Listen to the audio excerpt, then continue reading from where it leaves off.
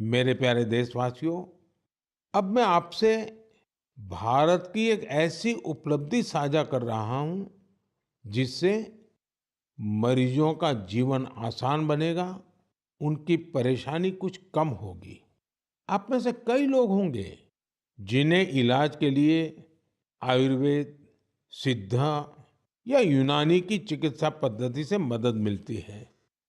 लेकिन इनके मरीजों को तब समस्या होती है जब वो इसी पद्धति के किसी दूसरे डॉक्टर के पास जाते हैं।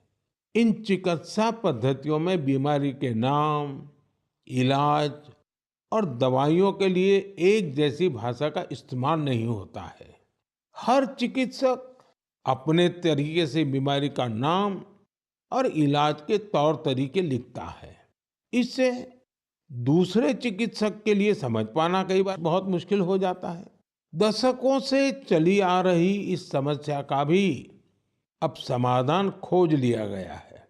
मुझे ये बताते हुए खुशी हो रही है कि आयुष मंत्रालय ने आयुर्वेद, सिद्ध और यूनानी चिकित्सा से जुड़े डेटा और शब्दावली का वर्गीकरण किया है।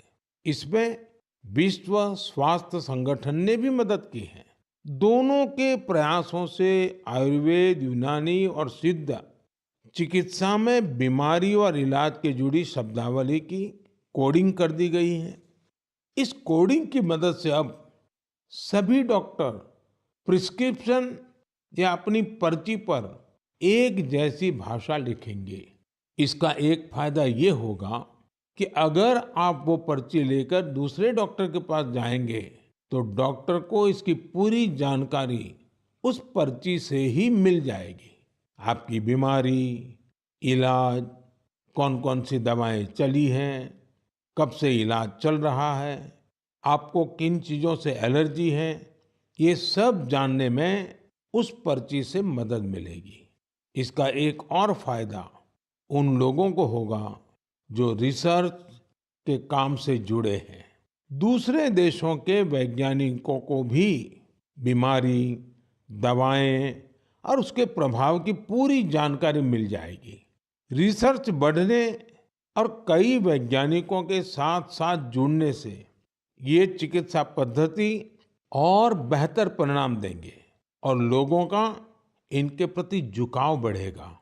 मुझे विश्वास है इन आयुष पद्धतियों से जुड़े हमारे चिकित्सक इस कोडिंग को जल्द से जल्द अपनाएंगे। मेरे साथियों, जब आयुष चिकित्सा पद्धति की बात कर रहा हूं तो मेरी आंखों के सामने यानुंग जामोह लोगों की भी तस्वीर आ रही है। श्रुति यानुंग अरुणाचल प्रदेश की रहने वाली हैं और हर्बल औषधीय विशेषज्ञ हैं। इन्होंने आदि जनजाति की पारंपरिक चिकित्सा प्रणाली को पुनर्जीवित करने के लिए काफी काम किया है। इस योगदान के लिए उन्हें इस बार पद्म सम्मान भी दिया गया है। इसी तरह इस बार छत्तीसगढ़ के हेमचंद मांझी, उनको भी पद्म सम्मान मिला है। वैद्यराज हेमचंद मांझी भी आयुष चिकित्सा पद्धति की मदद से लोगों का इलाज करते हैं।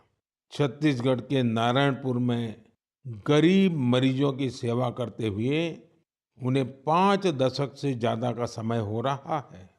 हमारे देश में आयुर्वेद और हर्बल मेडिसिन का जो खजाना छिपा है, उसके संरक्षक में श्रुति यानुंग और हेमचंद जी जैसे लोगों की बहुत बड़ी भूमिका है।